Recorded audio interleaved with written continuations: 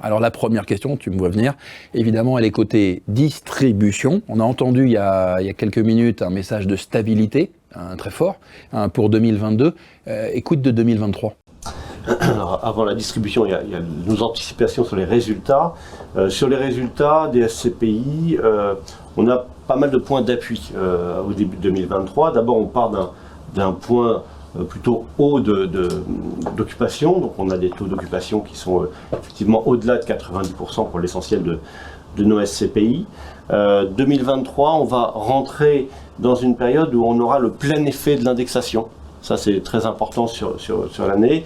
Vous savez que les index ont commencé à refléter notamment l'inflation et la hausse du coût des matériaux en 2022, mais du fait du mécanisme des indices qui sont trimestriels, on a eu le début de cet effet. On estime qu'on a eu à peu près la moitié des 5% qu'on aura en totalité cette fois en 2023. Alors, pour autant, on aura aussi des mesures d'accompagnement à concéder sur des renouvellements de baux, sur des nouveaux locataires, mais on pourra capter autour de la moitié, d'après nos anticipations, de cette indexation. Ça, c'est un point important. Le troisième soutien qu'on a, c'est le fait qu'on ait déployé une offre servicielle et flexible qui s'appelle Welcome by La Française. Il y a un site internet pour les personnes intéressées.